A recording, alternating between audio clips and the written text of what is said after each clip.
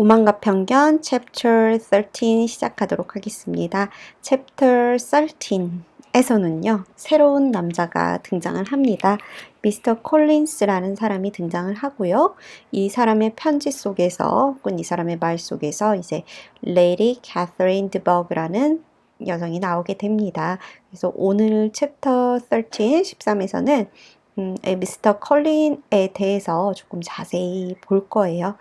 그 전에 이제 간단히 말씀드리면 미스터 베넷 이 가정의 재산을 이제 베넷이 죽고 나면 부인이나 딸들한테 가는 게 아니라 미스터 컬린스한테 가게 돼 있죠. 이게 한사상속이라고 앞에서 설명을 드렸고요.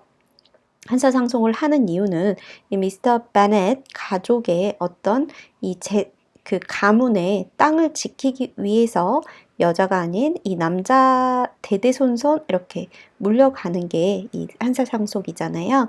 그런데 우리가 잠깐 궁금해야 될 게 있어요. 이 아빠 미스터 베넷이에요. 그러니까 우리로 치면 뭐 김씨, 채씨 뭐 이렇게 보이겠죠. 성이에요.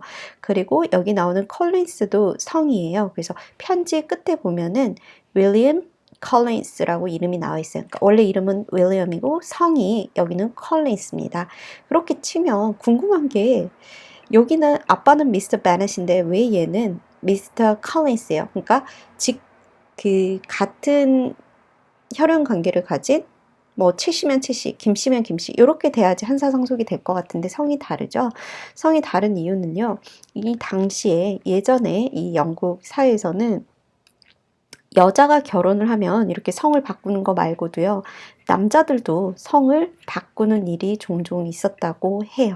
그러니까 뭐 어떤 경우냐면 첫째는 남자가 대릴 사이로 가게 되는 경우, 그 여자 집에 어떤 귀족 가문에 가게 될 경우에 어떤 그 여자 쪽에 어떤 엄청난 재산을 물려받을 때 성을 바꿔서 가기도 하고요.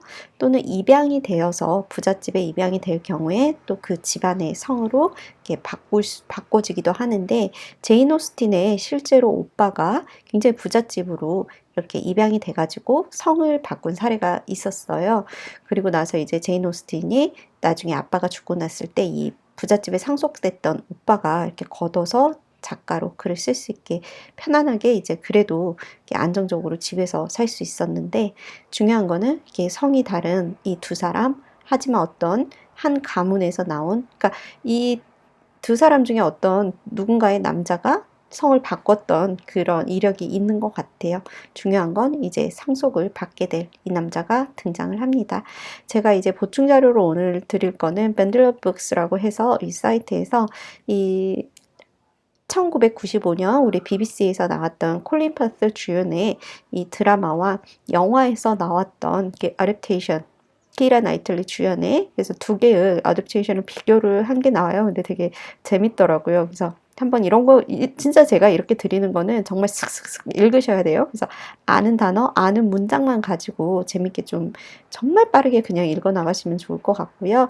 오늘 보여드리는 컬린 퍼스 한번 볼게요. 컬린 퍼스는 여기 이게 1995년도에 드라마에 나왔던 콜린 퍼스고 이거는 이제 영화에 나왔던 콜린 퍼스인데 저는 이제 이 영화를 보면서 재밌었던 게 뭐냐면 실제로 이 소설에서 나오는 콜린 퍼스는 어떠냐면 he was a tall이에요. 키가 크거든요. 오늘 여러분 챕터 13에서 읽으시는 거.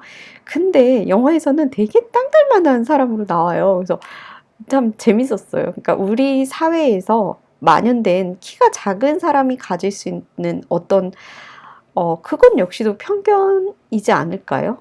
그래서 저는 이제 영화 보면서 참 재밌었던 생각이 약간 났고 그 다음에 Heavy Looking Young Man이라고 나오죠. 그 25살에 여기 보시면 굉장히 진지해요. 굉장히 serious한 얘는 좀 웃긴 하는데 이렇게 나오고 있고 네, 이 콜린 퍼스 한번 만나볼게요. 콜린 퍼스가 이제 미스터 베넷한테 보낸 편지에서 보면은 여기가 나오죠. Dear Mrs. Bennet 이라고 이제 편지 읽다가 아빠가 하는 말인데요. 이거는 이제 아빠 목소리예요. 아빠가 미세스 베넷 여보 이거 좀 들어보세요. 들어봐 라고 하면서 이제 편지글을 쭉 읽어 나가는 거예요.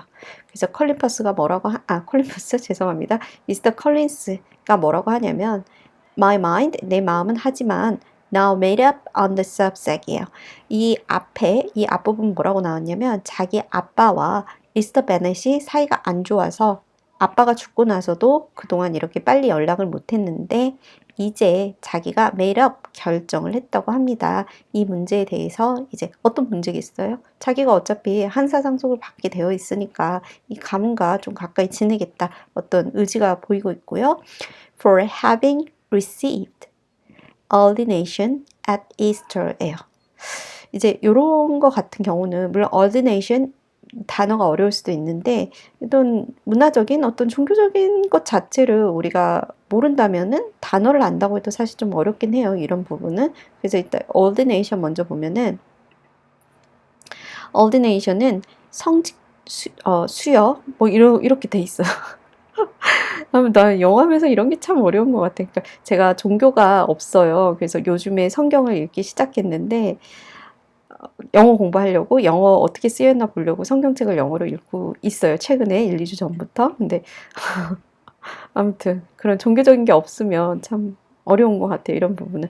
그래서 여기 보시면은 원래 to ordain 하면요. 어떤 사람을 성직자로 만들다. 그래서 이제 카톨릭 교회에서는 보통은 비숍이라고 하는 주교가 여기 보시면 이렇게 사제를 임명을 해요.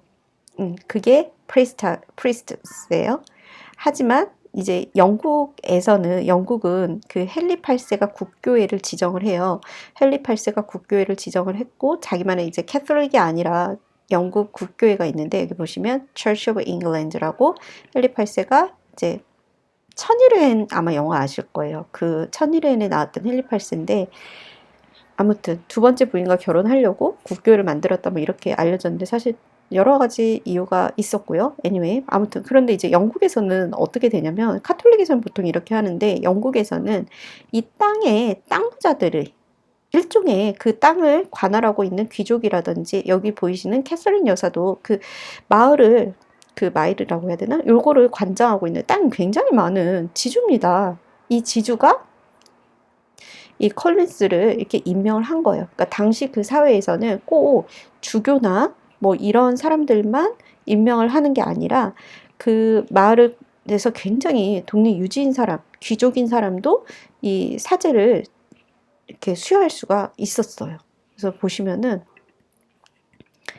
이스트날 얘가 ordination 됐어요. 이제 사제가 된 거예요. 목사가 된 거예요.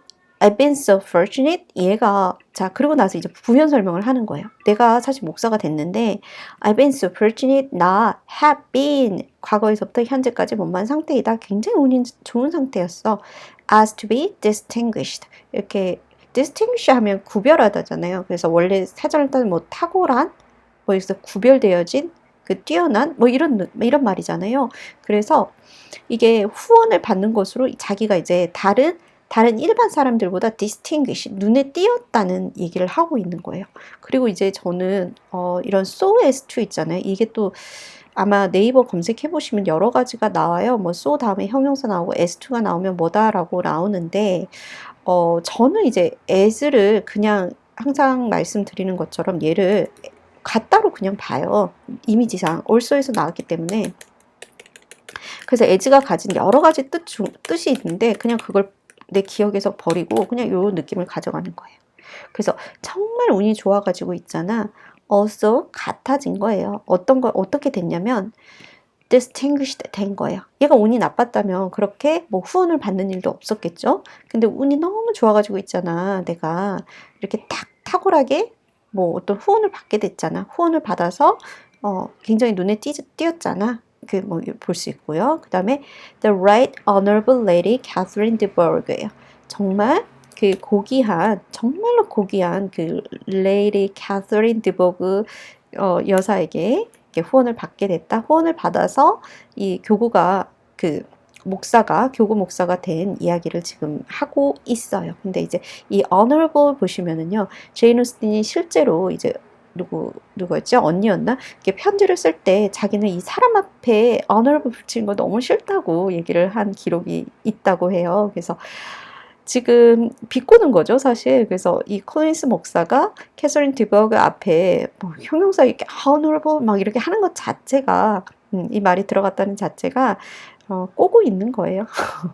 그리고 이제 이 여자는 widow of Sir Louis de Bourgh의 그 widow 미망인이에요. 이 미망인인 이 귀족으로부터 자기가 후원을 받아서 이제 그런 사제가 됐다라는 얘기를 해요. 부활절 때. 그리고 whose bounty and benefaction was preferred me to the valuable lectuary of this Paris이에요. 파리스가 이렇게 lectuary랑 페리시 보면요. lectuary는 이제 누가 사는 그 목사가 사는 그런 집입니다. 그 가족들이 살 수 있는 어떤 집이 있고요. 그 다음 파리스 같은 경우에는 village예요. 마을이고요. 어떤 타운이기도 하고 그 마을 자체의 교회나 어떤 사제가 있는 그런 마을을 얘기를 하고 있고 혹은 스몰 컨트리까지도 볼 수 있는 그래서 자기들만의 이렇게 elected council 자기들만의 어떤 카운슬 협회가 있는 그런 카운슬이 있는 그런 파리스요. 그래서 이제 제가 인지하는 파리스 같은 경우에는 그냥 자치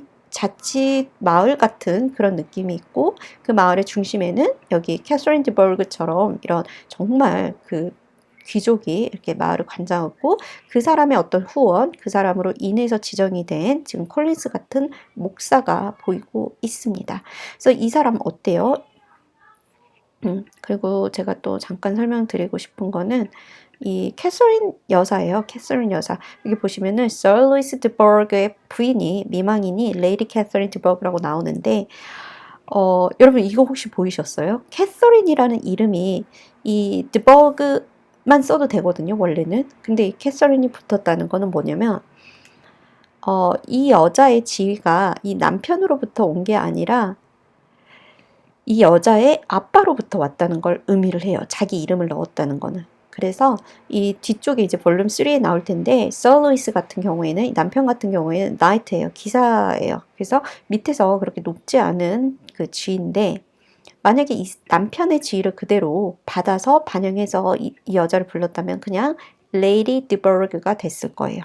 하지만 그렇게 자기 이름을 이렇게 넣을 수 있다는 건 뭘 의미를 하냐면 이 or 여기 보이시죠? 밑에서 한 5번째 여기 위에 있는 이 사람들 있죠? 이 사람들은 딸을 낳으면 그 딸이 자기 이름을 이렇게 넣을 수가 있어요. 그래서 여기서 짐작이 되는 거는 굉장히 남편의 지위보다 높은 집에서 시집을 온 그런 여성이라고 보여지고 나중에 이제 나오는데 이 계급이 직급으로 나오고 있어요. 그래서 일단 여기서 우리가 볼 수 있는 건 굉장히 남편보다도 더 어떤 고위의 그런 가문에서 시집을 온 이 캐서린 드버그라는 이 여자가 보이고 있고요. 그 다음에 여기가 또 재밌죠. 이 컬린스가 자기가 이제 어떻게 할 거냐면 earnest endeavor라고 해서 내가 정말 열심히 노력하겠다. It shall be 할 건데 뭐 할 거냐면 demean myself 내가 어떻게 행동할 거냐면 grateful respect 엄청난 respect를 보일 거야 toward the ladyship 이 여성에게 충성을 하겠다는 그런 게 보이고 있고요. and be ever ready 항상 ready 하겠다 to perform 수행하기 위해서 the rites and ceremonies 어떤 행사를 내가 진짜 잘해볼 거야 뭐 이런 느낌. 그다음 which are instituted by the Church of England 그 영국 교회에서 제정한 이런 행사들을 내가 잘 관장을 하겠다라는 얘기가 나오고 있습니다.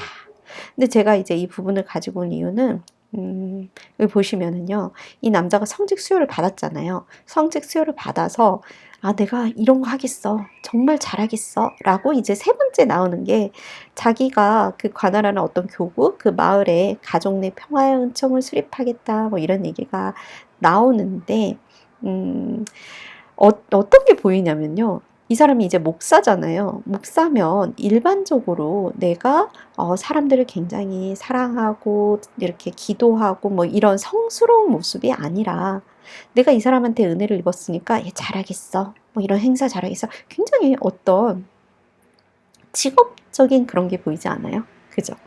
이게 제일 마지막이야. 그래서 제인 오스틴이 여기서 이제 얘기를 하고 있는 건 뭐냐면 목사라는 어떤 직업에 대해서 이것도 약간 돌려서 비판을 하고 있다고 이제 학자들은 분석을 하더라고요. 그래서 나중에 나오겠지만 군인에 대한 얘기도 나오거든요. 그래서 실제로 제인 오스틴 소설을 그냥 뭐 사랑과 결혼, 연애에 대한 이야기야라고 또 말하는 사람들이 있지만 우리가 조금 더 깊게 보면은 어떤 직업, 어떤 종교적으로 굉장히 성스러워야만 하는 그런 목사까지도 굉장히 이렇게 신랄하게 꼬고 있는 제인 오스틴이 보여요. 그리고 이제 제가 여러분한테 드리고 싶은 얘기는 끝으로 이게 콜린스 편지가 나오잖아요. 편지에 대한 각각의 반응들이 나와요. 뭐 아빠의 반응, 엄마의 반응, 그 다음에 우리 엘리자베스, 그 다음 다른 자매들 반응이 나오는데 여러분이 이 편지글 이후에 가족들이 어떻게 이렇게 반응을 보이는지 그 다음에 이 콜린스가 직접 와서 보이는 정말 재밌는 행동들이 있어요. 그런 행동들 한번 보시면 챕터 13 또 재밌게 읽어 나가실 수 있을 것 같아요. 네, 오늘은 여기서 마치도록 하겠습니다.